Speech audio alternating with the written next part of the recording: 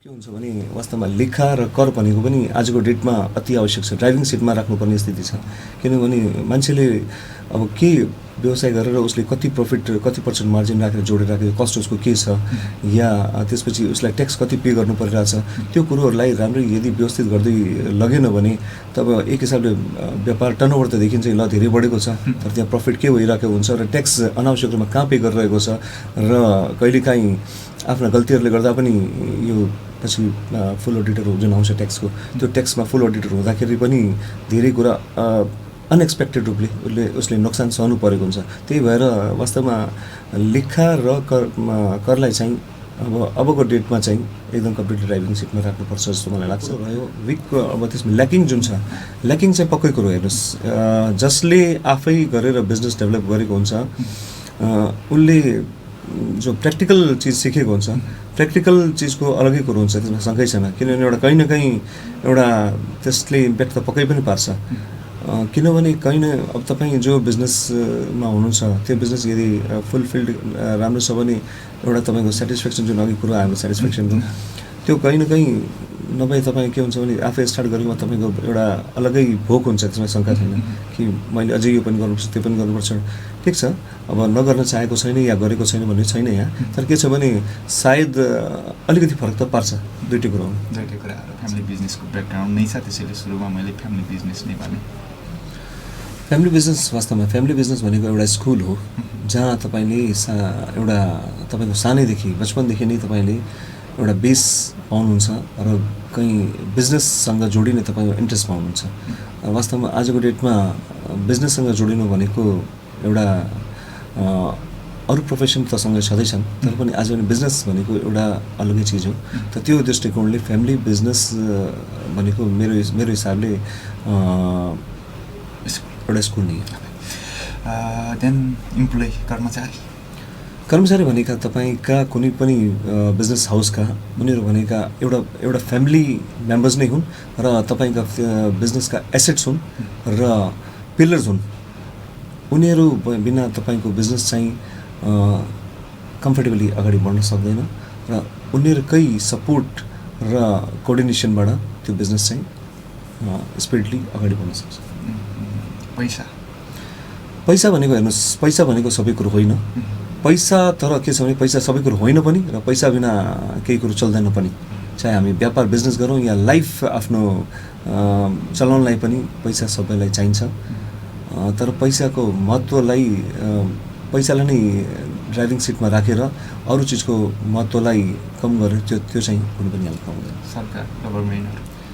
सरकार भनेको के हुन्छ भने एउटा मैले बिजनेस पोइन्ट अफ भ्यूले हेर्छु एउटा सरकार भनेको निजी क्षेत्रले पे गरेको ट्याक्सबाट कुनै पनि राष्ट्र चलेको हुन्छ तर त्यो दृष्टिकोणले सरकारले चाहिँ निजी क्षेत्रलाई कसरी सपोर्ट गर्ने वातावरण चाहिँ तयार गर्नुपर्छ त्यसमा चाहिँ स्पेसल ध्यान दिनुपर्छ। तर त्यो चाहिँ अब हेर्दाखेरि हाम्रो देशमा चाहिँ त्यसको धेरै नै कमी रहेको निजी क्षेत्रलाई चाहिँ एउटा ब्याकडोरमै राखेको छ।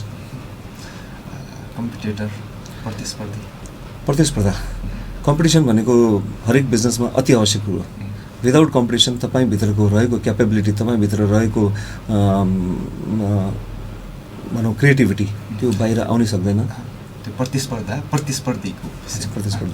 प्रतिस्पर्धीले वास्तवमा जबसम्म प्रतिस्पर्धी मार्केटमा छैन भने तपाईँको एउटा चाहिँ प्राइस होस् त्यो प्राइसमा तपाईँ त्यतिखेर देखिनुमा चाहिँ राजा हुनुहुन्छ तर त्यो राजा होइन। तपाईँले न तपाईँ क्वालिटी कन्सियसनेस आउँछ अब प्रतिस्पर्धी भयो भने तपाईँको एउटा क्वालिटी कन्सियसनेस हुन्छ प्राइस कन्सियसनेस हुन्छ र तपाईँको धेरै कुरालाई सुधार्छ। अब क्विक डेलिभरी क्विक डिस्प्याच र त्यस्ता कुरालाई धेरै कुरा अगाडि बढायो हुनाले त्यसप्रति तपाईँको अपेक्षा चाहिँ के छ के गरिदियोस् भन्ने छ?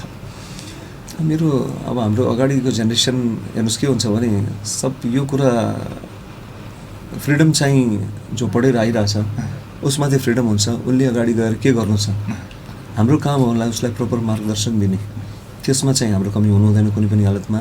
तर उसले चाहेको के हो त्यो चाहिँ उसको लागि ऊ नै स्पष्ट हुनुपर्छ र उसको लागि मैले चाहिँ आजको जुन हिसाबले मैले व्यापार गरिरहेको छु डेफिनेटली त्यो त्यसमा चाहिँ ऊ अटाउन सक्ला या व्यवस्थित हुन सक्ला त्यो आफ्नो ठाउँमा छ। किनभने अब सिनेरियो चेन्ज भइरहेको छ। आज जुन स्थिति छ त्यो 5 वर्षपछि हुँदैन। अब लाइफ र संसार एकदम धेरै फास्ट भइसकेको छ त्यो हिसाबले अगाडि बढ्नै पर्छ र त्यो ठिक छ हामीले आफ्नो जति जे छ हामीले अपडेटेड गर्दै लैजानेछौँ।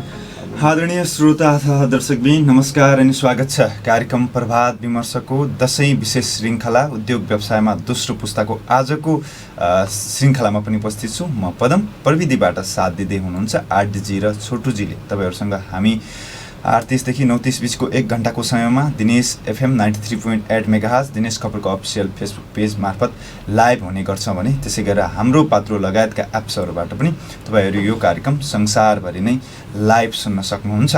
त्यसै गरेर हामीले तपाईँको फुर्सदको समयका लागि भनेर कार्यक्रम युट्युब च्यानलमा पनि राख्ने गरेका छौँ। प्रभात विमर्शका हरेक एपिसोडहरू दिनेश खबरको अफिसियल युट्युब च्यानलमा पनि तपाईँले प्रभात विमर्शको प्लेलिस्टबाट सुरुदेखि अन्तिमसम्म हेर्न सक्नुहुन्छ। यो जानकारी गराए हप्ताको हरेक दिन शुक्रबार बाहेक यो बिहानीसँगमा तपाईँसँग जोडिएका हुन्छौँ। कार्यक्रमहरूको विषयमा तपाईँहरूका प्रतिक्रिया सुझाव सल्लाह लिँदै केही परिमार्जित गर्दै समय समयमा तपाईँहरूसँग उपस्थित भइ नै रहेका छौँ। अहिले दशैंको विशेष श्रृङ्खलामा छौँ। उद्यमी व्यवसायीहरूसँग कुराकानी गरिरहेका छौँ। अझ त्यसमा पनि दोस्रो पुस्ता जसले अघिल्लो पुस्ताले सुरु गरेको व्यवसायलाई नै एउटा निरन्तरता दिएर त्यो फ्यामिली बिजनेसलाई नै अगाडि बढाइरहनु भएका व्यक्तित्वहरूसँग कुराकानी गरिरहेका छौँ। उसै पनि भनिन्छ जुन समाज उद्यम व्यवसायलाई प्राथमिकतामा राख्दछ र यसलाई सकारात्मक रूपले लिन्छ त्यो समाज नै अगाडि बढिरहेको हुन्छ। आर्थिक गतिविधि चलायमान भएपछि अरू गतिविधिहरू पनि चलायमान हुने स्थिति यो अहिलेको समयको छ र अहिले पछिल्लो समय यो स्थितिलाई चाहिँ कुन तरिकाले अगाडि बढाइरहनु भएको छ त जसले यसलाई जीवन दिइरहनु भएको छ ती व्यक्तित्वहरूसँगको कुराकानीको रूपमा यो श्रृङ्खलाहरूलाई तपाईँहरूले लिनुपर्ने हुन्छ। हामी नियमित दिन जस्तै आज पनि एकजना अतिथिसँग कुराकानी गरिरहेका छौँ। हामी आज चौथो दिनमा छौँ। खासमा जुन हामीले यो श्रृङ्खला सुरु गरेपछि व्यवसायी उद्यमीहरूसँग कुराकानी गर्न सुरु गरेदेखि आजको चौथो दिन हो। नियमित दिन जस्तै उद्यम व्यवसायमा दोस्रो पुस्ता भनेर आजका दिनमा हामीले अतिथिको रूपमा स्टुडियोमा बोलाएका छौँ सुरेन्द्र राठीजी। उहाँ कैलाली हार्डवेयर सङ्घको अध्यक्ष हुनुहुन्छ भने उद्योग वाणिज्य सङ्घ कैलालीको पूर्व सदस्य पनि हुनुहुन्छ। उहाँसँग समग्र पछिल्लो समयको स्थितिको विषयमा, उहाँको व्यावसायिक यात्राको सवालमा र केही बुझाइहरूका सवालहरू उहाँसँग म आजको दिनमा गर्नेछु। र तपाईँको पनि कुनै प्रश्न जिज्ञासा रह्यो कार्यक्रमकै दौरानमा भने पक्कै पनि तपाईँहरूले लाइभ हेरिरहनु भएको छ भने त्यहाँ सभ्य भव्य बुझिने भाषामा लाइभ कमेन्ट छोड्न सक्नुहुन्छ। त्यसलाई पनि म आज पक्कै पनि कार्यक्रमको विमर्शको पाटो बनाउने नै छु। र यति भन्दै म आजका हाम्रा अतिथिलाई कार्यक्रममा स्वागत गर्ने अनुमति चाहे। सुरेन्द्र सर, स्वागत छ कार्यक्रममा। नमस्कार। आराम हुनुहुन्छ होला? कस्तो चलिरहेछ अब यो कोरोनाको स्थितिबाट? भर्खरै अब भनौँ न अहिले भ्याक्सिनेसनले स्थिति थोरै सामान्य हुने जस्तो स्थिति देखिँदैछ। व्यावसायिक गतिविधिहरू चाहिँ कसरी अगाडि बढिरहेछ नि पछिल्लो समय? अब प्रथमजी मेन के छ भने अवस्थामा कोरोनाले व्यावसायिक जगतलाई ठुलो अप्ठ्यारोमै पारेको थियो, त्यसमा शङ्कै छैन। किनभने व्यापार व्यवसाय बन्द भए पनि व्यवसायीका खर्च बन्द भएका थिएनन्।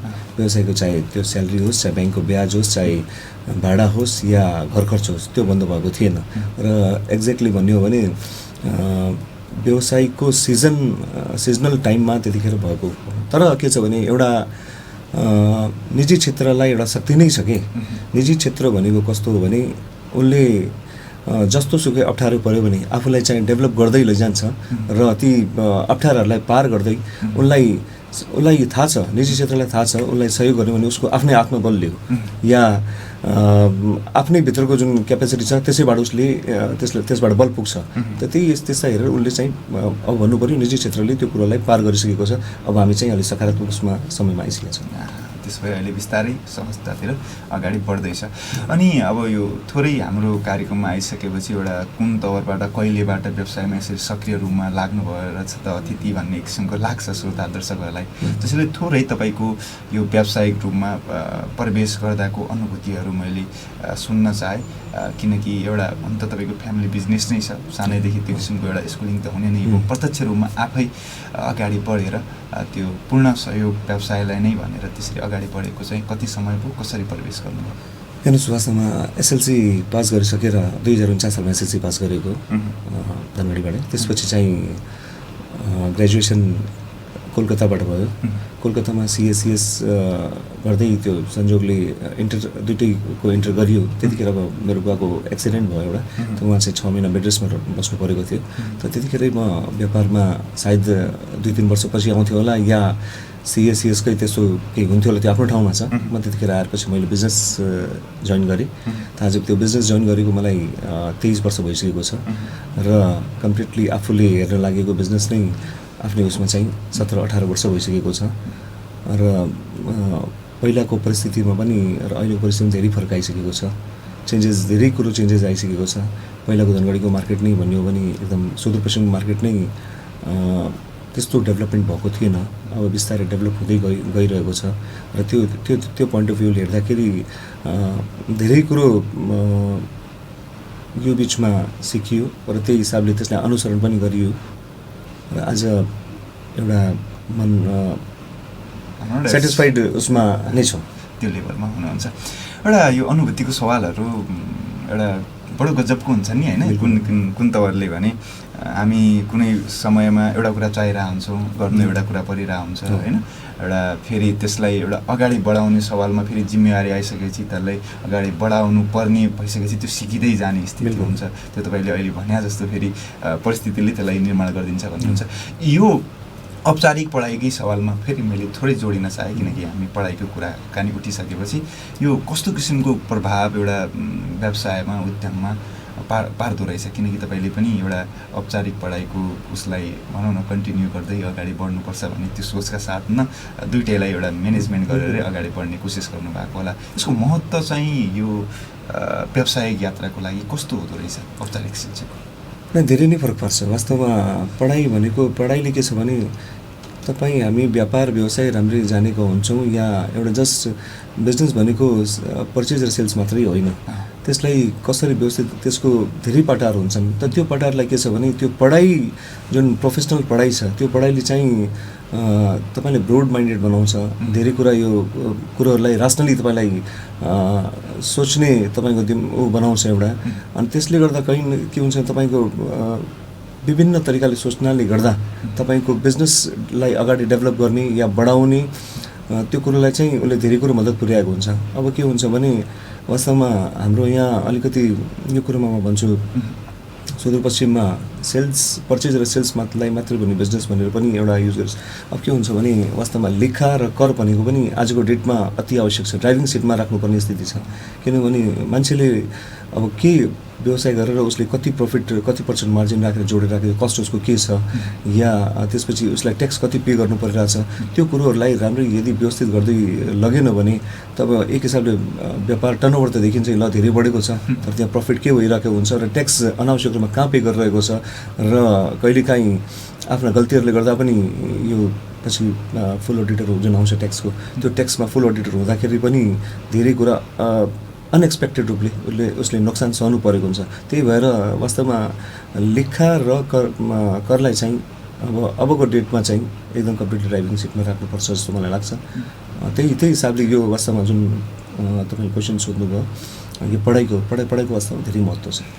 पढ्नाले एक किसिमको त्यो माइन्डको क्षमतालाई चारैतिर त्यो एक किसिमको देखिने खुला हुने भयो र एउटा भनौँ न सोचाइहरू त छँदैछन् विकास हुने, सँगसँगै प्रत्यक्ष रूपमै पनि एउटा भनौँ सरकार, किनकि बाहिरी वातावरण जुन एउटा व्यवसायको छ त्यो वातावरणसँग डिल गर्नका लागि सहजता ल्याउने हो पढाइले। एउटा किसिमको अब व्यवसायमा उताप चढाव हुन्छ भनिन्छ होइन, तल माथि झरिन्छ, कहिले माथि कहिले तल भन्ने किसिमको फेरि एकै किसिमको यात्रा रहँदैन भन्ने त्यो किसिमको बुझाइ पनि छ र यो हुन्छ होला पनि, मलाई पनि त्यो लाग्छ। तपाईँले चाहिँ कहिले त्यस्तो किसिमको अनुभव गर्नुभयो एकदम तल भनौँ पिकमा पुगिसकेपछि एकदम सफल त तपाईँ अब सफल नै हुनुहुन्छ, किनकि नियमित रूपमा चलाइ नै रहनु भएको छ, त्यो पनि एक किसिमको सफलता नै हो, तर पनि कुनै बेला एकदम गाह्रो स्थिति आउने त्यस्तो किसिमको कहिले आफ्नो अहिलेसम्मको लाइफमा त्यस्तो पुग्नुभयो? गाह्रो स्थिति वास्तवमा तपाईँको जस्तै बिल्कुल एकदम सही कुरो हो। लाइफमा बिजनेसमा मात्रै होइन, हरेक चिजमा उतार चढाउ भएकै हुन्छ र वास्तवमा त्यो उतार चढाउले केही न केही तपाईँलाई त्यस्तो समयबाट केही सिकाउँछ जस्तो मलाई लाग्छ। अब भनेको तपाईँले धेरै कुराहरूमा हात हाल्नुपर्ने हुन्छ र सायद हुनसक्छ सब कुरोमा तपाईँ सक्सेस पनि हुनुहुन्न, तर त्यो भनेको त्यसले तपाईँले त्यो गल्ती भन्न मिल्दैन त्यसलाई। अब ट्राई नै गर्ने हो, ट्राई गर्नेले नि गल्ती गर्ने हो भन्ने जस्तो नि हो। त त्यो पोइन्ट अफ भ्यूले के छ भने अब मैले फिल गरेको चाहिँ वास्तवमा यो जति द्वन्द्वकालको बेला चाहिँ अलि त्यतिखेर अप्ठ्यारो फिल गरेको हो। वास्तवमा ओपन खुला रूपमा चाहिँ व्यापार व्यवसाय गर्नु, अब हामी चाहिँ कम्प्लिटली हार्डवेयर व्यवसायमा बिल्डिङ मटेरियल्स बिजनेसमा नै भएको हुनाले अब त्यतिखेर धेरै कुराहरू थियो जसरी हामीले पाइप फिटिङहरू पनि बेच्नलाई पनि त्यसको लागि कहीँ न प्रशासनबाट लिनु पर्थ्यो। त्यसै गरेर हामी बिजुलीको तार, त्यतिखेर हामीले बिजुली तार पनि पछि बेच्न बन्द गरेको थियो। म तपाईँलाई त्यही भन्छु वास्तवमा बिजुलीको तार, बिजुलीको एसेसरिजहरू हामी बेच्थ्यौँ, त्यतिखेर बन्द गरिदिएछौँ हामी, किनभने अप्ठ्यारो समय थियो त्यतिखेर फिल गरेको। पछि बिस्तारै अब अरू त हेर्नुहोस्, अब व्यवसाय गर्दा धेरै सानातिना त उतार चढाव आइ नै राखेका हुन्छन्। त्यो कुरो जहिले पनि एउटा सकारात्मक दृष्टिकोण नै लिएका छौँ कि अब त्यसलाई कसरी पार लगाउने भन्ने दृष्टिकोणले। उताप चढाव आए, ती उताप चढावहरू आए पनि त्यसलाई एउटा सिकाइकै रूपमा लिएर अगाडि बढ्नुभयो। कहिले यस्तो किसिमको हुन्छ कि हुँदैन, एउटा अब गिभअप गरिदिउँ, एउटा किसिमको कुनै कम्फर्ट जोन खोजौँ होइन, त्यो किसिमको सोच एउटा भनौँ न, किनकि तपाईँ सफल व्यवसाय हुनुहुन्छ कि, त्यसैले यो प्रश्न हलुका लाग्न सक्छ, तर सुन्नेहरू हाम्रा लागि जो नयाँ पुस्ता छ उनीहरूका लागि एउटा ठुलो इन्सपिरेसन हुनसक्छ भनेर म यो प्रश्न गर्दैछु। त्यस्तो किसिमको यो स्थितिहरू जो उताप चढावको सवालमा कुनै बेला त अब भनौँ न स्थिति नै भनौँ एकदम बढी स्ट्रगल गर्ने समयमा कुनै अरू कम्फर्ट जोन खोजौँ कि अरू विकल्प खोजौँ भन्ने त्यो किसिमको सोच आउँदा रहेछन् कि आउने नरहेछन् तपाईँहरूमा, यो चाहिँ बुझ्न चाहेको। यस्तो छ वास्तवमा के छ भने हरेक बिजनेसमा के हुन्छ भने ग्रेजुअली हरेक वर्ष त्यो ग्रो गर्नुपर्ने एकदम जरुरी छ। त्यो ग्रो गर्ने भनेको वास्तवमा आफ्नो लागि मात्रै होइन, तपाईँसँग धेरै मान्छे जोडिएका हुन्छन्, तपाईँका एम्प्लोइज छन्, उनीहरू भनेको पनि तपाईँको परिवार हो। उनीहरूलाई अब जुन हिसाबले संसार डेभलप हुँदै गएको छ, आवश्यकता बढेका छन्, सबका आवश्यकता बढेका छन्, खर्च बढेका छन्। त खर्च बढेको हुनाले यदि बिजनेस ग्रो हुँदैन भने त्यो के छ भने किनभने उहाँहरूलाई पनि ग्रोथ चाहिन्छ, उहाँहरूको ग्रोथको लागि पनि बिजनेस र प्लस आफ्नो लागि पनि त्यो बिजनेस जबसम्म त्यसलाई अगाडि समयको हिसाबले बढाउँदै लगिएन भने त्यो वास्तवमा एउटा बिजनेस कहीँ न कहीँ अप्ठ्यारो स्थितिमा पुग्न सक्छ। त त्यसले गर्दा के छ भने एउटा कम्फर्ट जोनको, डेफिनेटली कम्फर्ट जोन भनेको अब लाइफ जसरी एडभेन्चरस हुन्छ बिजनेसलाई पनि हामीले एउटा सोच के छ भने एडभेन्चरस नै हुन्छ। अब कम्फर्ट जोनमा बसेर नै वास्तवमा अब आजको डेटमा बिजनेस चाहिँ सम्भव छैन, किनभने र अकबरी सुनलाई कसी लाउनु पर्दैन भन्ने पनि टाइम चाहिँ अब त्यो वास्तवमा त्यो लाइन नै मलाई अब त कहीँ विश्वास हुँदैन त्यसमा, किनभने अकबरी सुन भनेको केही रहँदै रहेन। तपाईँले हरेक समय आफूलाई अपग्रेड गर्दै लैजानु पर्ने एकदम जरुरी छ, किनभने मार्केटमा कम्पिटिसन छ। वास्तवमा कम्पिटिसनले तपाईँको भित्रको क्यापेबिलिटीलाई अझै बेटर गर्छ, कहीँ न कहीँ बढाएको हुन्छ र तपाईँलाई झन् त्यसले एउटा प्रोत्साहन दिन्छ कि तपाईँ अझै अगाडि बढ्नुहोस् कसरी हुन्छ। र त्यस्ता कुराहरूलाई लिएर अब अलिकति प्लानिङ चाहिँ आवश्यकता बढिसक्यो। अब प्लानिङ चाहिँ विदाउट प्लानिङ चाहिँ बिजनेस चाहिँ ग्रो गर्न पनि गाह्रो छ।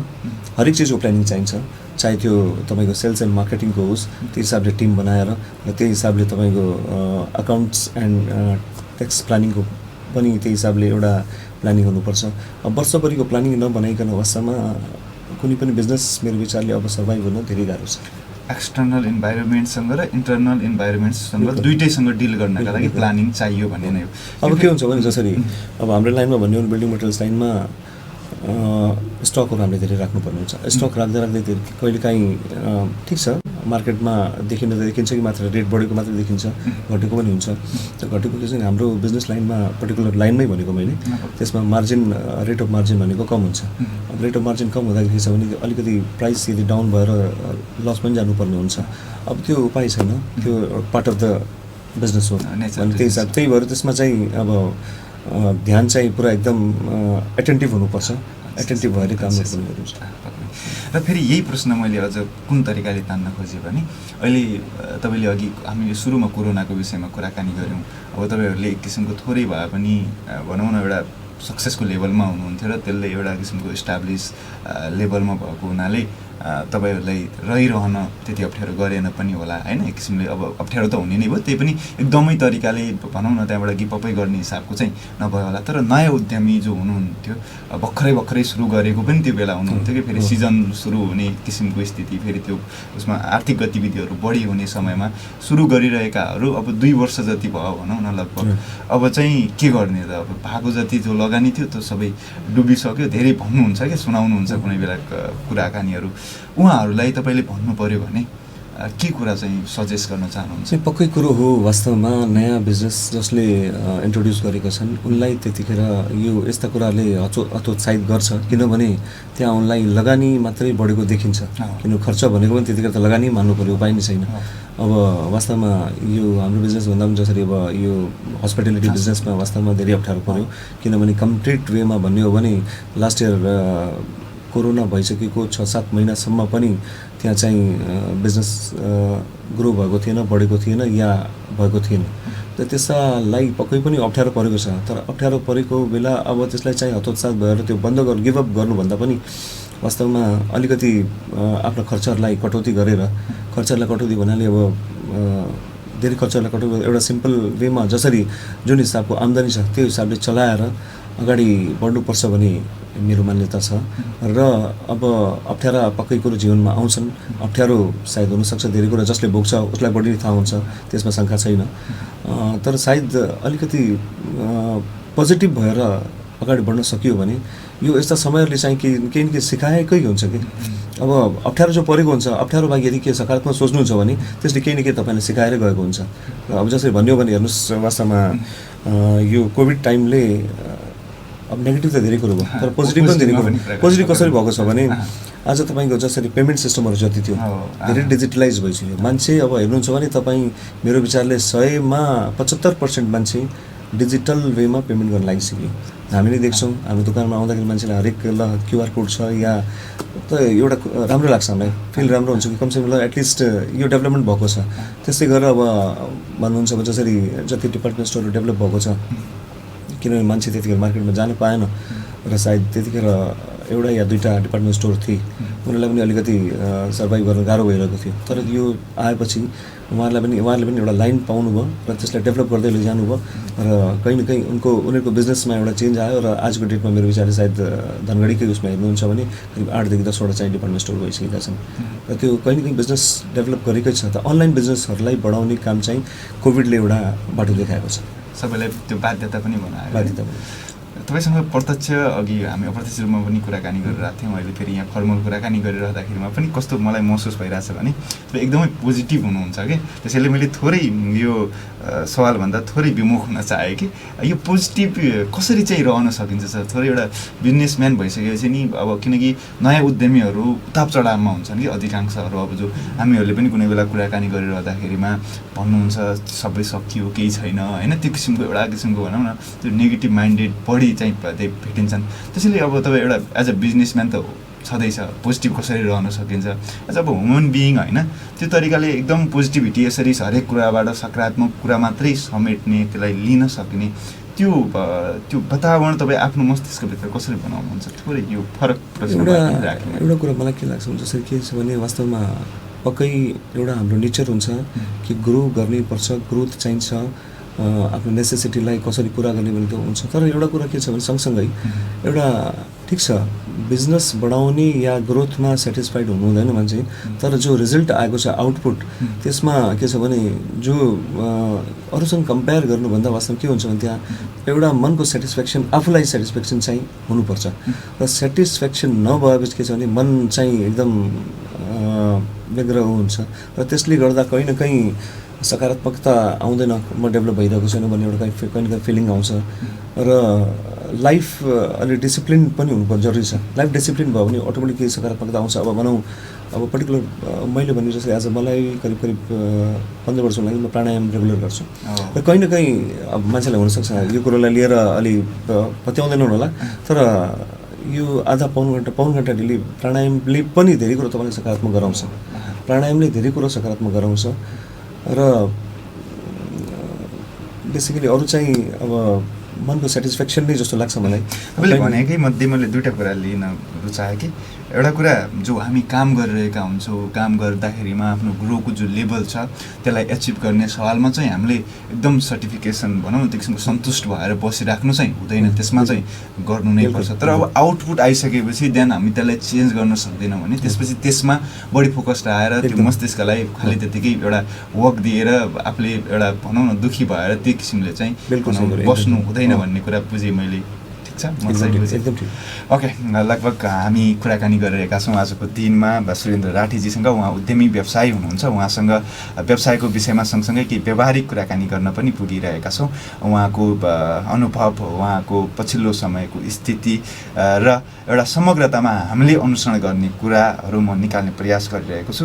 र फेरि पनि मैले उहाँलाई एउटा प्रश्न नै राख्न रुचाएँ, जस्तो अब एउटा फ्यामिली बिजनेसको फाइदा बेफाइदा, अब त्यो बेफाइदा त अब कतिको छन् त्यो छैन, तर फाइदाको सवालमा मान्छेहरूले बाहिरबाट देख्दाखेरिमा एउटा किसिमको भनौँ न विरासतै पायो भने जस्तो होइन, एउटा पहिल्यैदेखि सबै कुरा सब मिलेको ट्याक्क टुक्क छ, अब त्यहाँ गइसकेपछि के नै छ र भन्ने त्यो किसिमको एकदम सामान्य किसिमको बुझाइ मान्छेको हुन्छ।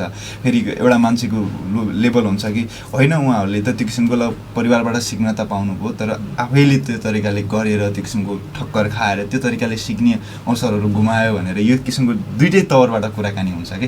त्यसैले सरलाई मैले एउटा प्रश्न गरेँ, अब यो कति एउटा हुन्छ उपयुक्त हुन्छ त्यो तपाईँले आफै निर्कल गर्नु होला। यो कस्तो हुँदो रहेछ एउटा आफ्नो स्ट्रङ पोइन्ट होइन, फ्यामिली बिजनेसबाट तपाईँको ब्याकग्राउन्ड फ्यामिली बिजनेसबाट छ, त्यसैले एउटा स्ट्रङ पोइन्टहरू चाहिँ के पाउनुहुन्छ र अब त्यो थ्रेड अब यो किसिमको ल्याकिङ त्यो चाहिँ कमी भयो मेरो लाइफमा भन्ने किसिमको के चाहिँ तपाईँ फाइन्ड आउट गर्नुहुन्छ आफ्नो लाइफलाई, यसो सम्झिनु भयो भने? यस्तो छ, वास्तवमा तपाईँले भनेको कुरो एकदम सही हो। स्ट्रङ पोइन्ट्सहरू जसरी के छ भने वास्तवमा बेस एउटा हामीले स्कुलिङ सानैदेखि स्कुलिङ पाएको हो मैले एउटा बिजनेस, र प्लस मलाई पनि सुरुदेखि इन्ट्रेस्ट भनेको मेरो कमर्स लाइनमै थियो। मेरो कहिले पनि साइन्सप्रति यता रुचि, मेरो साथीहरू जसरी साइन्समा रुचि राख्थ्यो तर मेरो साइन्समा रुचि रहेन, मेरो कमर्स लाइनमै रुचि थियो। र त्यो सानैदेखि के छ भने अब जो मेरा बुवाका गुणहरू छन् त्यो गुणहरूलाई पक्कै पनि मेरो अटोमेटिक ममा धेरै कुरोहरू आए। अब त्यसमा पोजिटिभ कुरो नै म बढी भन्छु। उहाँको जसरी अब पर्टिकुलर ट्याक्स र एकाउन्ट्सको मामलामा उहाँ धेरै स्ट्रिक्ट हुनुहुन्छ, त उनले के छ भने त्यसले गर्दा मेरो पनि जहिले पनि एउटा त्यसलाई चाहिँ मैले कहिले पनि लापरवाही गरिएन। र त्यो आज पनि जोस् ईश्वर कृपाले जोस् ट्याक्स या उता पनि एउटा हामीलाई हेर्ने एउटा दृष्टिकोण जुन छ त्यो एउटा राम्रो दृष्टिकोणले हेरिन्छ कि, र हामीले पनि कोसिस यही गरेको छौँ जहिले पनि त्यसलाई राम्ररी मेन्टेन गर्ने। अकाउन्ट्स र ट्याक्स सम्बन्धी हामीले कोही लापरवाही गरेका छैनौँ। त्यो भ्यालु र बेस चाहिँ अरू र पक्कै कुरो कसैले पनि यदि फ्यामिली बिजनेस मा काम गर्नु पाएको हुन्छ भने उसले धेरै कुरा तपाईँले भने जस्तै कम्फर्ट जोनबाट नै पाएको हुन्छ, त्यसमा कुनै शङ्का छैन। र धेरै कुराहरू गुणहरू चाहिँ जो चिज अरू ठाउँमा गएर प्र्याक्टिस गरेर सिकिन्छ या पढेर सिकिन्छ त्यो धेरै कुराहरू चाहिँ मैले चाहिँ आफ्नो घरमै पाएँ, परिवारमा पाएँ, त्यसमा शङ्कै छैन। र प्लस जहाँ बिजनेस छ त्यो माहौलमै अब भनौँ आफ्नो एउटा चिनाजानी या गुडविल त्यसले छ। तर के छ भने त्यतिले मात्रै पनि पुग्दैन।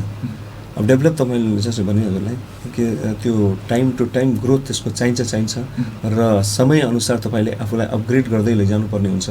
किनभने मार्केटमा तपाईँ सिङ्गल हुनुहुन्न, तपाईँ र प्लस कस्टमर पनि एउटा सब कुरो रासनली रूपमा हेर्छ उसले के कुरो चाहिएको छ, कस्टमरको डिमान्डको हिसाबले तपाईँ उसको आवश्यकतालाई पुरा गर्नुपर्ने हुन्छ।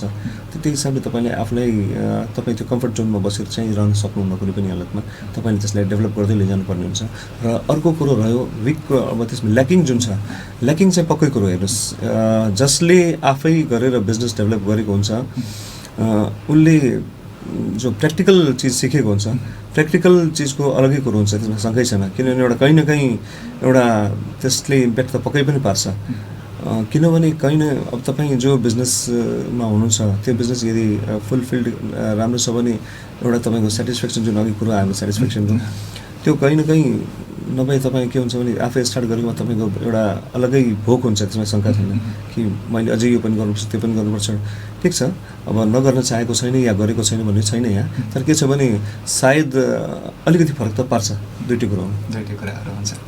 जस्तो तपाईँको अघि अहिले कुराकानी गरिरहँदाखेरिमा एउटा 20-21 वर्षको उमेर हुन्छ नि होइन, यो 20-21 वर्षको अघि पनि तपाईँले एउटा पढाइको कुराकानी गर्दाखेरि इन्टरभ्यू गरिसकेपछि नि त्यो किसिमको आउने भन्ने त्यो किसिमको सोच थियो भन्नुभयो। यो एउटा के चिज अरूले पनि एउटा परिवारको त तपाईँको फ्यामिली बिजनेसको सधैँ छ, त्यसले एउटा प्रभावित पार्ने त भयो नि, सकेसम्म यही गर्नुपर्छ भन्ने। यो बाहेक पनि अरू केही त्यस्तो उत्प्रेरणा थियो यसमा यही व्यावसायिक क्रियाकलाप नै अगाडि बढाउने भन्ने? नत्र कुन तरिकाले प्रश्न गऱ्यो भने धेरै अब त्यो तरिकाले बिजनेस ब्याकग्राउन्डको मान्छे पनि भनौँ न पछि एउटा भनौँ कुनै अर्को काहीँ जागिरै गर्ने त्यो किसिमको गर्ने त्यो सोच बनाउँछन्, त्यो किसिमको सोचहरू उनीहरूको पछिल्लो समय देखिन पनि सकिन्छ। त्यसैले यो प्रश्न गरेँ, त्यो बाहेक पनि केही त्यस्तो अरू उत्प्रेरणा थियो तपाईँमा, अरूबाट त्यस्तो मिलेको परिवार बाहेक? अब यसरी हेर्नु हो भने हेर्नुहोस्, मैले के छ ग्रेजुएसन सँगसँगै सिए र सिएस गरिरहेको थिएँ र त्यतिखेर नेपालमा वास्तवमा हेर्नु भने अडिटिङको लागि सिए त्यति धेरै डेभलप भइसकेका थिएनन्। त मेरो चाहना त पक्कै पनि थियो कि म सिए कम्प्लिट गरेर बरु सायद आफ्नो प्र्याक्टिस पनि सँगसँगै बिजनेस ठिक छ, अब फ्यामिली बिजनेस मैले गर्नु पर्ला, तर एउटा सोच त्यो पनि थियो। अब त्यो मैले सिए इन्टर मात्रै गरिसकेँ भने त्यो चाहिँ हुन सकेन र बाँकी रह्यो एउटा आफ्नो बिजनेसमा जाने भनेको सोच चाहिँ एउटा कहीँ न कहीँ पहिलेदेखि नै थियो। प्लस के छ भने एउटा जहाँ तपाईँ पढाइको लागि बाहिर निस्किनुहुन्छ, धेरै एक्सपोजर पाउनुहुन्छ, तपाईँले एक्सप्लोर गर्न पाउनुहुन्छ धेरै कुराहरू। एक्सप्लोर त्यहाँ गर्दाखेरि के छ भने अब डेफिनेटली हामी जुन माहौलमा या सानो एउटा कम्प्याक्ट एउटा कन्फाइन्ड नै थियो भनौँ, एउटा लेभल नै थियो भने किनभने अब सिधै हाम्रो धनगढी सहर भनेको पनि धेरै ठुलो होइन र त्यस्तो धेरै बिजनेस पनि थिएन। अब क्यालकाटा जस्तो ठाउँमा पक्कै पनि ठाउँमा बिजनेस अरू पनि धेरै कुरो हेर्न पाइन्छ र प्लस एजुकेसनमा पनि धेरै कुरा त्यस्तै हिसाबले देखिए। त त्यो हिसाबले त्यसबाट पनि एउटा उत्प्रेरणा चाहिँ थियो, होइन बिजनेस नै गर्नुपर्छ भन्ने चाहिँ चाहिँ एउटा दिमागमा चाहिँ पक्कै थियो कि सिए गरिसकेपछि त्यसलाई पनि प्र्याक्टिस अगाडि बढाउँछ भन्ने चाहिँ थियो। अब त्यो हुन सकेन छैन, ठिक छ। त्यो भने यही क्षेत्रबाट एक किसिमको आफ्नो सन्तुष्टको लेभलमा हुनुहुन्छ। आदरणीय श्रोता दर्शकबिन, आजको दिनमा हामी कुराकानी गरिरहेका छौँ प्रभात विमर्शको दशैं विशेष श्रृङ्खला उद्योग व्यवसायमा दोस्रो पुस्ता भन्ने श्रृङ्खला तपाईँहरू सुन्दै हुनुहुन्छ। यो श्रृङ्खलामा हामी कुराकानी गरिरहेका छौँ सुरेन्द्र राठीजीसँग। उहाँ कैलाली हार्डवेयर सङ्घको अध्यक्ष पनि हुनुहुन्छ भने त्यसै गरेर उद्योग वाणिज्य सङ्घ कैलालीको चाहिँ पूर्व सदस्य हुनुहुन्छ। उहाँसँगको कुराकानी हामी अब 9 बजेपछिको पिरियडमा फेरि तपाईँहरूसँग जोड्नेछौँ। अहिलेको समयमा भने एउटा छोटो ब्रेकसँग जोडिन्छौँ, सुन्दै गर्नुहोस् दिनेश सखा। आदरणीय श्रोता दर्शकबिन, फेरि पनि स्वागत छ कार्यक्रममा। यदि भर्खरै तपाईँहरू हामीलाई हेर्दै सुन्दै हुनुहुन्छ भने कार्यक्रम प्रभात विमर्शको दशैं विशेष श्रृङ्खला उद्योग व्यवसायमा दोस्रो पुस्तामा आजको दिनमा कुराकानी गरिरहेका छौँ सुरेन्द्र राठीजीसँग। उहाँ कैलाली हार्डवेयर सङ्घको अध्यक्ष हुनुहुन्छ भने त्यसै गरेर उद्योग वाणिज्य सङ्घ कैलालीको पूर्व सदस्य हुनुहुन्छ। उहाँसँग हामी अहिलेको समयमा कुराकानी गरिरहेका छौँ उहाँको आफ्नो व्यक्तित्वमा केन्द्रित रहेर र व्यावसायिक यात्राको सवालमा हामीले धेरै बहुत कुराकानी गऱ्यौँ। र यदि भर्खरै सुन्नुभयो र छुटेको महसुस गर्नुभयो भने त्यस्तो होइन, तपाईँले दिनेश खबरको अफिसियल युट्युब च्यानलमा गएर प्रभात विमर्शका हरेक एपिसोडहरू सुरुदेखि अन्तिमसम्म हेर्न सक्नुहुन्छ भने त्यसै गरेर दिनेश खबरको अफिसियल फेसबुक पेजमा पनि हुन्छ। कार्यक्रमहरू सुरक्षित रहन्छन्, सुरुदेखि अन्तिमसम्म तपाईँलाई मन परेको एपिसोड हेर्न सक्नुहुन्छ। यो जानकारी गराएर यो जानकारी सँगसँगै फेरि पनि मैले सुरेन्द्र सरलाई स्वागत गर्ने अनुमति चाहे। सुरेन्द्र सर, फेरि पनि स्वागत छ कार्यक्रममा। अब सिगमेन्टतिर प्रवेश गरौँ होला, त्यसपछि हामी तपाईँको अरू जोड्नेको विषयमा कुराकानी गरौँला। सिगमेन्टको कुराकानी गर्दाखेरिमा बुझाइ तपाईँको भन्ने सिगमेन्ट छ हाम्रो, त्यसमा चाहिँ 5वटा वर्ड तपाईँलाई म भन्छु कर्मश। त्यसमा तपाईँबाट म परिभाषा भन्दा पनि तपाईँका लागि के हो त्यो र तपाईँको के का लागि त्यसलाई भनौँ न कुन बुझाइका साथ अगाडि बढाउनुहुन्छ, म त्यसको अपेक्षा राख्छु। र 5वटा वर्डको कुरा गर्दाखेरिमा फ्यामिली बिजनेसको ब्याकग्राउन्ड नै छ, त्यसैले सुरुमा मैले फ्यामिली बिजनेस नै भने। फ्यामिली बिजनेस वास्तवमा फ्यामिली बिजनेस भनेको एउटा स्कुल हो जहाँ तपाईँले एउटा तपाईँको सानैदेखि बचपनदेखि नै तपाईँले एउटा बेस पाउनुहुन्छ र कहीँ बिजनेससँग जोडिने तपाईँको इन्ट्रेस्ट पाउनुहुन्छ। वास्तवमा आजको डेटमा बिजनेससँग जोडिनु भनेको एउटा अरू प्रोफेसन त सँगै छँदैछन्, तर पनि आज पनि बिजनेस भनेको एउटा अलग्गै चिज हो। त त्यो दृष्टिकोणले फ्यामिली बिजनेस भनेको मेरो हिसाबले एउटा स्कुल नै हो। देन इम्प्लोइ कर्मचारी भनेका तपाईँका कुनै पनि बिजनेस हाउसका उनीहरू भनेका एउटा फ्यामिली मेम्बर्स नै हुन् र तपाईँका बिजनेसका एसेट्स हुन् र पिलर्स हुन्। उनीहरू बिना तपाईँको बिजनेस चाहिँ कम्फर्टेबली अगाडि बढ्न सक्दैन र उनीहरूकै सपोर्ट र कोअर्डिनेसनबाट त्यो बिजनेस चाहिँ स्पिडली अगाडि बढ्न सक्छ। पैसा भनेको हेर्नुहोस्, पैसा भनेको सबै कुरो होइन। पैसा तर के छ भने पैसा सबै कुरो होइन पनि र पैसा बिना केही कुरो चल्दैन पनि। चाहे हामी व्यापार बिजनेस गरौँ या लाइफ आफ्नो चलाउनलाई पनि पैसा सबैलाई चाहिन्छ। तर पैसाको महत्त्वलाई पैसालाई नै ड्राइभिङ सिटमा राखेर अरू चिजको महत्त्वलाई कम गरेर त्यो चाहिँ कुनै पनि हेल्प पाउँदैन। सरकार भनेको के हुन्छ भने एउटा मैले बिजनेस पोइन्ट अफ भ्यूले हेर्छु, एउटा सरकार भनेको निजी क्षेत्रले पे गरेको ट्याक्सबाट कुनै पनि राष्ट्र चलेको हुन्छ। तर त्यो दृष्टिकोणले सरकारले चाहिँ निजी क्षेत्रलाई कसरी सपोर्ट गर्ने वातावरण चाहिँ तयार गर्नुपर्छ, त्यसमा चाहिँ स्पेसल ध्यान दिनुपर्छ। तर त्यो चाहिँ अब हेर्दाखेरि हाम्रो देशमा चाहिँ त्यसको धेरै नै कमी रहेको, निजी क्षेत्रलाई चाहिँ एउटा ब्याकडोरमै राखेको छ। प्रतिस्पर्धा कम्पिटिसन भनेको हरेक बिजनेसमा अति आवश्यक कुरो हो। विदाउट कम्पिटिसन तपाईँभित्रको रहेको क्यापेबिलिटी, तपाईँभित्र रहेको भनौँ क्रिएटिभिटी त्यो बाहिर आउनै सक्दैन। त्यो प्रतिस्पर्धीले वास्तवमा जबसम्म प्रतिस्पर्धी मार्केटमा छैन भने तपाईँको एउटा चाहिँ प्राइस होस्, त्यो प्राइसमा तपाईँ त्यतिखेर देखिनुमा चाहिँ राजा हुनुहुन्छ, तर त्यो राजा होइन। तपाईँले न तपाईँ क्वालिटी कन्सियसनेस आउँछ। अब प्रतिस्पर्धी भयो भने तपाईँको एउटा क्वालिटी कन्सियसनेस हुन्छ, प्राइस कन्सियसनेस हुन्छ र तपाईँको धेरै कुरालाई सुधार्छ। अब क्विक डेलिभरी, क्विक डिस्प्याच र त्यस्तो कुरालाई धेरै कुरा अघि मैले भने जस्तो पोजिटिभिटी, जहाँ पनि पोजिटिभिटी। ओके, देन अब थोरै तपाईँको अब आगामी यात्राहरूको सवालमा थोरै कुराकानी गर्नुहोस् है। मैले अब तपाईँहरूको एकदम अहिले के व्यवसायमा हो तपाईँको, खासमा के चाहिँ प्रत्यक्ष रूपमा गरिरहनु भएको छ, अब आगामी केही त्यस्तो किसिमको तयारी के छ? हाम्रो चाहिँ हामीले बिल्डिङ मटेरियल्स कै बिजनेसमा हामी आज करिब 40 वर्षदेखि छौँ। बिल्डिङ मटेरियल्समा हामी एउटा जहिले पनि सकभर सुदूरपश्चिमको आवश्यकतालाई पुरा गर्ने हामीले जहिले पनि कोसिस गरेका छौँ र धेरै कुरा प्रोडक्टहरूलाई चाहिँ वास्तवमा हाम्रो फर्मबाट नै सुदूरपश्चिममा इन्ट्रोड्युस गरिएको छ। अब त्यस्ता कुराहरू जसरी सरिया या कर्कटपाता या त्यस्ता धेरै टाइपको प्रोडक्ट छन् जसलाई चाहिँ वास्तवमा सुदूरपश्चिममा पहिला आउँथेन। त्यो क्वालिटी प्रोडक्ट चाहिँ हामीले नै इन्ट्रोड्युस गर्ने गरेका छौँ। र के सोध्नु भएको छ यो अब अहिले एउटा भनौँ आगामी तपाईँको हामी चाहिँ जसरी बिल्डिङ मटेरियल सँगसँगै टाइल्स र सेनिटरी वेयरको पनि हामीले गरिरहेका छौँ। टाइल्समा चाहिँ हामीले यो एसियाकै एउटा लिडिङ कम्पनी छ कजारियाकै काम हामीले गरिरहेका छौँ र त्यसको लागि अहिलेसम्म हाम्रो आफ्नो सोरुममै त्यसको डिस्प्लेहरू थियो।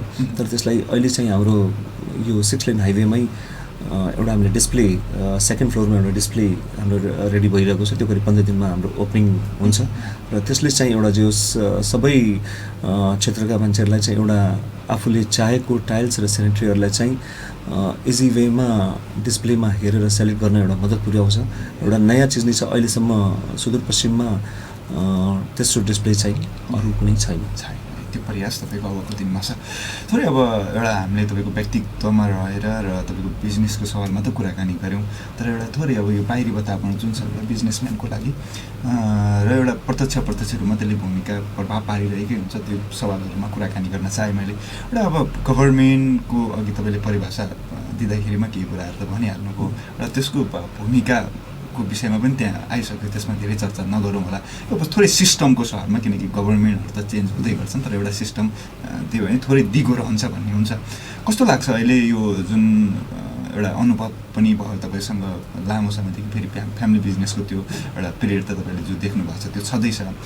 यो करहरू अनि त्यसपछि करको प्रणालीहरू, त्यहाँदेखि यसलाई एउटा सचेतनाको उसमा हेर्ने एउटा कर निकायहरूले, करदाता जो छ उनीहरूको त छँदैछ, फेरि त्यो कर सङ्कलन गर्ने निकायहरूको अवस्था स्थिति, उनीहरूको नजरिया, यो सवालहरूको विषयमा चाहिँ तपाईँको के छ, कसरी चाहिँ हेरिरहनु भएको छ, स्थिति के देख्नुहुन्छ? यो एउटा हेर्नुहुन्छ भने वास्तवमा पहिलादेखि नै एउटा निजी क्षेत्रलाई हेर्ने जुन दृष्टिकोण सायद थियो, त्यो कहिले पनि यो भनेको एउटा ट्याक्स लुकाउने र ट्याक्स पे गर्न नचाहने भन्ने एउटा भनौँ पिक्चर बनेको थियो, त्यो मनस्थिति थियो। तर रियल पिक्चर त्यो होइन। अब गएर केही चेन्जेस आएका छन्, तर अझै पनि के छ भने यो वान साइडेड छ। के हुन्छ भने आज प्राइभेट सेक्टरले गर्दा नि देशमा तपाईँको डेभलपमेन्टहरू हुन्छन्, उसकै ट्याक्सबाट नै देश चले, कुनै पनि देश चलेको हुन्छ। र हाम्रो देशको उसमा कन्टेक्समा कुरो गर्ने हो भने आज सरकार भनेको हाम्रो बिजनेसमा 50% पार्टनर हो। कसरी भन्नुहुन्छ भने आज करिब ओभरअल हेर्दाखेरि 50% हामीले आफ्नो इन्कमको 50% ट्याक्स सरकारलाई बुझाउँछौँ। र त्यो दृष्टिकोणले एउटा त नर्मल एउटा जस्ट देशको नागरिकको दृष्टिकोणले पनि सरकारको हामीमाथि एउटा उत्तरदायित्व हुन्छ, प्लस एउटा बिजनेसम्यानको हिसाबले कि कसरी उनलाई सपोर्ट गर्नुपर्छ त्यो पनि हुन्छ। त्यो सँगसँगै सरकारले जब हामीसँग ट्याक्स 50% ट्याक्स लिन्छ भने उसको त त्यही जिम्मेवारी बन्छ कि यो बिजनेसका हरेक सुरक्षा, चाहे त्यो व्यावसायिक सुरक्षा होस् चाहे स्वास्थ्य सुरक्षा होस्, सबै कुरो आउँछ। अब व्यावसायिक सुरक्षा कुरो गर्ने हो भने आज व्यापार गर्दाखेरि हामीले 50,000 माथिका चेकहरू लिनुपर्ने हाम्रो बाध्यता छ। चेक लिन्छौँ, तर त्यो सबै चेक चाहिँ तपाईँको टाइममा क्यास हुँदैन। र त्यसको लागि अहिलेसम्म हामीले यो कुरालाई बारम्बार उठाउँदा पनि त्यसको लागि केही पनि भएको छैन। किन त्यो भोलिको दिनमा त्यो व्यापारी त्यो बिग्रै जान्छ। अब सबैसँग हेर्नुहुन्छ नि, सायद बजारमा तपाईँ मेरो विचार सर्वे गर्नुहुन्छ भने सबैसँग चेकको गड्डी नै हुन्छ। चेक गड्डी किन हुन्छ, त्यो टाइममा पेमेन्ट नभएर त्यसले पछाडि घुमिराखेको हुन्छ। अब सबै सानोतिनो कुरोको लागि कानुनी उसमा नगए पनि कमसेकम एउटा हरेक देशमा संसारभरि नै पेमेन्टको लागि, चाहे त्यो पेमेन्ट व्यापारीबाट या चाहे कन्ट्र्याक्टर्सबाट या अन्य कहीँबाट ढिलो भएको छ भने त्यसलाई चाहिँ सरकारसँग हेर्ने एउटा अलग्गै संयन्त्र छ। या सरकारले ढिलो गर्छ भने त्यसलाई पनि बेटर गर्ने संयन्त्र छ। हाम्रो देशमा त्यो केही पनि छैन। त्यसै गरेर भन्सारको कुरो गर्नुहुन्छ भने भन्सार भनेको आजको 20 वर्षभन्दा अगाडि जुन रेफरेन्स ट्याक्स भनौँ त्यस मूल्याङ्कन छ या त्यसको दरबन्दी छ त्यही चलि नै रहेको, अहिलेसम्म केही चेन्जेस छैन। अब भनेको संसार तपाईँको सब कुरो ओपन छ। संसारमा अब तपाईँले चाहनुहुन्छ युजबाट मैले के किनौँ त्यहाँबाट तपाईँ किन्न सक्नुहुन्छ। तर के छ भने अहिले पनि रेफरेन्स बुकबाट हाम्रो भन्सार सञ्चालित छ। रेफरेन्स बुक हेरेर, रेफरेन्स बुक कहिलेको हुन्छ त्यो 5 वर्ष अगाडिको 4 वर्ष अगाडिको, त्यसमा केही चेन्जेस नै आएको छैन। अब पर्टिकुलर मेरो बिजनेससँग नि कनेक्ट हेर्ने हो भने टाइल्स हामी ब्रान्डेड टाइल्स बनाउँछौँ। त ब्रान्डेड टाइल्सलाई त्यहाँ के गरेको छ भने जुन नर्मल प्राइस हुन्छ, नर्मल प्राइसको 35% एड गरेर त्यसको भ्यालुएसन गरिन्छ। जबकि हाम्रो बिल ओरिजिनल जेन्युन बिल आएको हुन्छ त्यसलाई मान्यता नदिएर त्यसमा एडअप गरिन्छ। त्यसले गर्दा हामीले यो भने हेर्दाखेरि ट्याक्स चाहिँ जति पे गर्नुपर्ने हो त्योभन्दा करिब 1 लाख रुपियाँ पनि हामीले एक्स्ट्रा भने मतलब राजस्व पे गर्नुपर्ने हुन्छ। त्यो भनेको वास्तवमा आजको डेटमा कसरी सर्भाइभ गर्ने धेरै गाह्रो छ।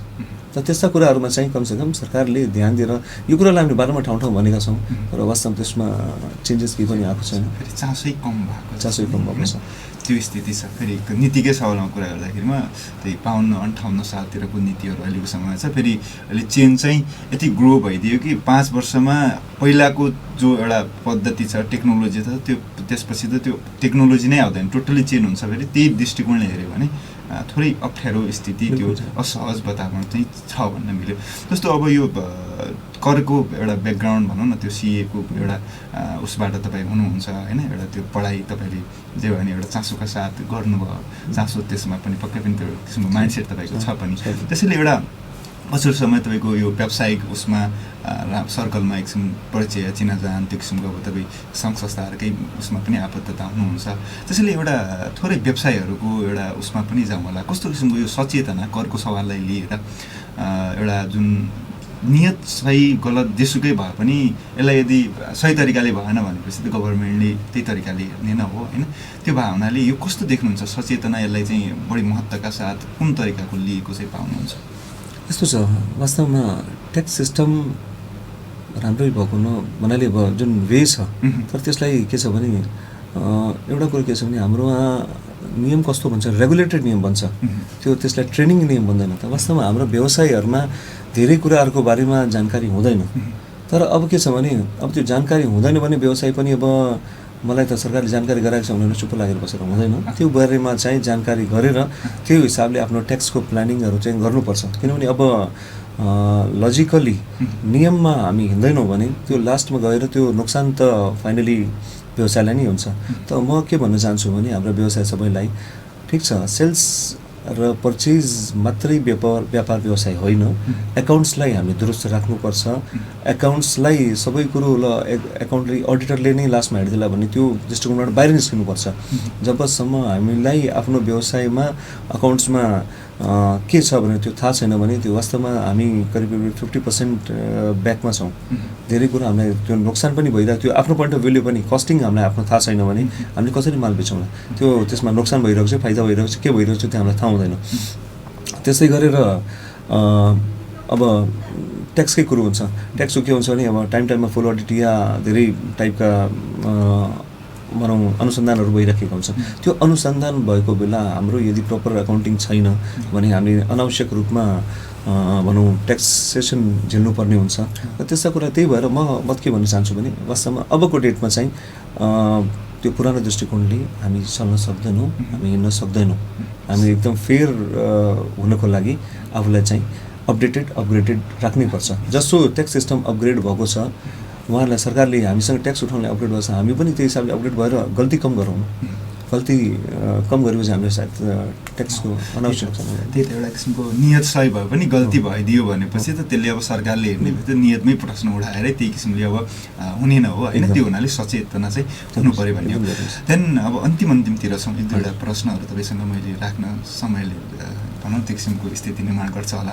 त्यसैले एउटा महत्त्वपूर्ण प्रश्न मैले तपाईँले राखेँ कि व्यवसायहरू अर्थात् व्यवसाय जो गरिरहेकै छन्, अब गर्ने तयारीमा छन् होइन, जो अब भनौँ न त्यो किसिमको माइन्डसेट मात्रै बनाएर बस्नु भएको छ, उहाँहरूले गर्नै पर्ने काम तपाईँ के सजेस्ट गर्नुहुन्छ र गर्नै नहुने, त्यो गर्नु पर्दैन त्यो गऱ्यो भने भनौँ डुबिने सम्भावना हुन्छ भनेर तपाईँले सजेस्ट गर्नु पऱ्यो भने के भन्नुहुन्छ? हेर्नुहोस्, कुनै पनि काम गर्दाखेरि त्यो कामप्रति आफ्नो इमान्दारिता चाहिन्छ। कामप्रति इमान्दारिता मिन्स अब तपाईँ व्यापार गरिराख्नु भएको छ भने तपाईँ आफ्नो लागि मात्र जिम्मेवार हुनुहुन्न, तपाईँसँग कन्सर्न सबैको लागि तपाईँ जिम्मेवार हुनुहुन्छ। तपाईँ आफ्नो ग्राहकप्रति जिम्मेवार, ग्राहकलाई तपाईँ सर्भिस या गुड्स के दिँदै हुनुहुन्छ त्यसप्रति तपाईँको प्रपर जिम्मेवारी हुनुपर्छ। किनभने अब ल्याएर बेच्ने मात्रै होइन, कमसेकम यो बुझ्नु पऱ्यो कि हामीले जो सामान ल्याइरहेछौँ त्यो भनेको मैले उत्पादन गरेको सामान बराबर नै हो, र त्यो सामान र त्यसको कस्ट र प्लस त्यसप्रति जिम्मेवारी प्लस तपाईँ आफ्नो एम्प्लोइजप्रति तपाईँ जिम्मेवार हुनुपर्छ। त मुख्य कुरो इमान्दारी जिम्मेवारीपन भयो भने मेरो विचारले कहीँ बिजनेस अगाडि बढ्नमा रोकटोक हुँदैन। अब त्यो बाहेक एग्रेसिभनेस त हेर्नुहोस् चाहिन्छ, बिजनेस अगाडि बढ्नु छ, कुनै पनि चिजमा एग्रेसिभनेस चाहिन्छ। त त्यसको लागि यो 3 चिज मैले महत्त्वपूर्ण पाएँ। गर्न नहुने भनेको के हुन्छ भने तपाईँको जुन बिजनेसमा को लागि तपाईँले लगानी गर्नुभएको छ, चाहे त्यो तपाईँको पर्सनल लगानी होस् चाहे ब्याङ्कबाट होस्, त्यो पैसा त्यही बिजनेसमा नै मात्र लगाउँदा बेटर होला। त्यो पैसा आएको पैसाले तपाईँ भनौँ जग्गा किन्ने या कुनै एसेट्स किन्ने त्यो चाहिँ सकभर गरिनु हुँदैन। वास्तवमा त्यो अब प्राय मैले देखेको एक्सपिरियन्स के छ भने वास्तवमा मान्छे असफल हुने कारण के हुन्छ भने जे चिजमा लगानी गर्नुपर्ने थियो त्यो लगानीको पैसा यताउता सिफ्ट गरिदियो भने डेफिनेटली तपाईँको यहाँ त क्रन्च हुन्छ। त्यो क्रन्च तपाईँ कहाँबाट मेन्टेन गर्नुहुन्छ? भोलिको दिनमा त्यो ब्याङ्कबाट लिएको लोनबाट यदि तपाईँ ठुलो एसेट्स किन्नुहुन्छ भने त्यसको रिपेमेन्ट त तपाईँले गर्नैपर्छ। यो त छैन तपाईँले हेर्नुभयो एकपल्ट ल मैले किनिहालेँ, अब रिपेमेन्टको गर्दै गराउनु तपाईँको बिजनेसबाट तपाईँको प्रफिट के भइरहेछ, त्यो प्रफिटबाट नै तपाईँले त्यो रिपेमेन्ट गर्ने हो। त्यो तपाईँसँग प्लानिङ हुनुपर्छ। यो अनावश्यक रूपमा आफ्नो भनौँ क्यापेबिलिटीभन्दा बाहिर गएर चाहिँ एसेट्सहरू त्यो चाहिँ पर्चेज हुँदैन जस्तो मलाई लाग्छ। र जुन बिजनेसको लागि ब्याङ्क लोन लिएको त्यसैमा नै युटिलाइज हुनुपर्छ जस्तो मलाई लाग्छ। त्यो बाहेक कुरो त भनिहालेँ, वास्तवमा एउटा आफ्नो बिजनेस र व्यापारप्रति र समाजप्रति एउटा उत्तरदायित्व हुनुपर्छ र इमान्दारिता हुनुपर्छ। र अन्तिममा एउटा नयाँ पुस्ता जो अहिले व्यवसायमा आउन खोजिरहेको पनि होला, फेरि त्यो पुस्तालाई तपाईँको भन्नु के छ त्यो राख्न अनुरोध गरेँ। र तपाईँको नयाँ पुस्ताप्रति, किनकि फ्यामिली बिजनेस पहिल्यैदेखि चलेर आएको छ, यो अहिले फेरि नयाँ उसमा चाहिँ एउटा अपेक्षा हुन्छ नि हरेकको होइन, मेरो आगामी जेनेरेसनले यो चाहिँ गरिदियोस् भन्ने एउटा सोच हुन्छ। त्यो सोच चाहिँ तपाईँको के छ अन्तिममा? अब पर्टिकुलर सुदूरपश्चिमकै कुरो गर्दा सुदूरपश्चिममा धेरै पोटेन्सियलिटी भएको प्रदेश हाम्रो। अब यसमा ठिक छ धेरै कुराहरू नीतिगत कुरोहरू त सरकारले गरिनुपर्छ, तर एउटा कुरा के छ भने निजी क्षेत्र कुनै पनि हालतमा कमजोर छैन। तर निजी क्षेत्र कमजोर छैन, वास्तवमा अब नेक्स्ट जेनेरेसन जो एजुकेटेड छन् र उनले चाहिँ वास्तवमा हामीभन्दा धेरै कुरा नयाँ कुराहरू उनले सिकेका छन्, डिजिटली पनि उनीहरू साउन्ड छन्, हरेक कुरो प्रविधिलाई राम्ररी बुझेका छन्। त्यो मेरो विचारले उहाँहरूले अझै राम्ररी बिजनेसलाई चलाउन सक्छन् र बिजनेसको डेफिनेसन पनि धेरै कुरो चेन्ज भएको छ। र त्यो चेन्ज अनुसार आजको समयमा के छ भने कम भनौँ आफ्नो रिसोर्सेसलाई राम्ररी युज गरेर त्यसको प्रपर युटिलाइजेसन गरेर त्यसबाट अल्टिमेट आउटपुट रिटर्न कति लिन सक्नुहुन्छ भन्ने माथि उनीहरूमाथि नै छ। र सबै कुरो साउन्ड भएपछि मलाई लाग्छ उहाँहरूले चाहिँ अब अहिले चलिरहेको प्रेजेन्टभन्दा बेटर उहाँहरूले अझै अगाडि गर्न सक्नुहुन्छ। र जुन अवस्था छ, यदि सबै कुरो व्यवस्थित सबै कुरो रहने भने सुदूरपश्चिममा धेरै सम्भावना छन् र धेरै कुरो गर्न लायक छ। वास्तवमा हेर्ने हो भने मैले देखेको त यहाँ एग्रिकल्चर र त्यसको धेरै सम्भावना भएको, एक्सपोर्टको ठुलो प्रबल सम्भावना हो। अब त्यो चाहिँ हाम्रो केही कनेक्टिभिटी या इन्फ्रास्ट्रक्चर त्यसको डेभलपमेन्ट नभएको हुनाले कहीँ त्यो छ, सायद त्यो पनि होलान्। त्यसको लागि ठाउँ ठाउँबाट निजी क्षेत्रबाट प्रेसर गभर्मेन्टलाई भइरहेको छ, केही होलान्। त्यही अनुसार उहाँहरूले अगाडि बढ्दा चाहिँ जो सक्सेस हुनुहुन्छ भन्ने मलाई लाग्छ। अर्को प्रश्न छुट्यो सायद तपाईँले जवाब दिन, तपाईँको आफ्नो आगामी जेनेरेसन जो छ फ्यामिली बिजनेसबाट अगाडि बढ्यो हुनाले त्यसप्रति तपाईँको अपेक्षा चाहिँ के छ, के गरिदियोस् भन्ने छ? मेरो अब हाम्रो अगाडिको जेनेरेसन हेर्नुहोस् के हुन्छ भने सब यो कुरा फ्रिडम चाहिँ जो पढेर आइरहेछ उसमा चाहिँ फ्रिडम हुन्छ, उसले अगाडि गएर के गर्नु छ हाम्रो काम होला उसलाई प्रपर मार्गदर्शन दिने। त्यसमा चाहिँ हाम्रो कमी हुनु हुँदैन कुनै पनि हालतमा। तर उसले चाहेको के हो त्यो चाहिँ उसको लागि ऊ नै स्पष्ट हुनुपर्छ। र उसको लागि मैले चाहिँ आजको जुन हिसाबले मैले व्यवहार गरिरहेको छु डेफिनेटली त्यसमा चाहिँ ऊ अटाउन सक्ला या व्यवस्थित हुन सक्ला, त्यो आफ्नो ठाउँमा छ। किनभने अब सिनेरी चेन्ज भइरहेको छ। आज जुन स्थिति छ त्यो 5 वर्षपछि हुँदैन। अब लाइफ र संसार एकदम धेरै फास्ट भइसकेको छ, त त्यो हिसाबले अगाडि बढ्नै पर्छ। र त्यो ठिक छ, हामीले आफ्नो जति जे छ हामीले अपडेटेड गर्दै लैजानेछौँ। अब बाँकी नेक्स्ट जेनेरेसनप्रति तपाईँ आफ्नो चाहना छुपाउन चाहनुहुन्न? चाहना मिन्स अब के छ भने ऊ डेभलप हुनुपर्छ। तर धेरै कुरो छ, पढेर गरेर उसले आएर भोलिको दिनमा यस्तै मैले गरिरहेको बिजनेसको हिसाबले गर्ला भनेर म कुनै प्रेसर उसलाई गर्न सक्दैन मैले। तर यो छ उसको जीवनभरि मार्गदर्शन त मेरो रहन्छ। हस्, दिनेश एफएम दिनेश खबरका लागि समय उपलब्ध गराइदिनु भयो। आगामी दिनको शुभकामना दिँदै बिदा दिए। आदरणीय श्रोता दर्शकबिन, आजको दिनमा कुराकानी गऱ्यौँ सुरेन्द्र राठीसँग। उहाँ कैलाली हार्डवेयर सङ्घको अध्यक्ष हुनुहुन्छ, त्यसै गरी उद्योग वाणिज्य सङ्घ कैलालीको कार्य समितिको पूर्व कार्य समितिको चाहिँ सदस्य हुनुहुन्छ। उहाँसँग हामीले उहाँको व्यक्तित्वमा केन्द्रित रहेर र व्यावसायिक यात्राको विषयमा केही बुझाएका सवालहरू र समग्र हाम्रो प्रणालीको देशको स्थितिको विषयमा कुराकानी गऱ्यौँ। आजको कार्यक्रम तपाईँहरूलाई के कस्तो लाग्यो? तपाईँहरूको सुझाव सल्लाह प्रतिक्रियाको अपेक्षा राखेँ र केही कार्यक्रममा सुझाव सल्लाह तपाईँको केही त्यस्तो किसिमको रहन्छ भने त्यसलाई पनि तपाईँहरूले पक्कै पनि पब्लिक रूपमै दिन सक्नुहुन्छ, त्यो स्वीकार्य हुनेछ। यति जानकारी र अनुरोध गरेँ र प्रविधिबाट मिठो साथ दिइरहनु भयो आरडीजी र छोटुजी, उहाँहरूप्रति पनि आभार प्रकट गरेँ। तपाईँहरूले पनि अहिलेसम्म सुनेर हेरेर सेयर गरेर साथ दिनुभयो, धेरै धेरै धन्यवाद भन्दै भोलि फेरि नयाँ विषयवस्तुमा नयाँ अतिथिहरूसँग, विषयवस्तु त हाम्रो एउटै छ, व्यवसाय उद्यमीहरूसँगै कुराकानी गर्ने हो, तर नयाँ अतिथिहरूसँग कुराकानी गर्नका लागि म उपस्थित हुने नै छु। हस्, नमस्कार, शुभ दिन।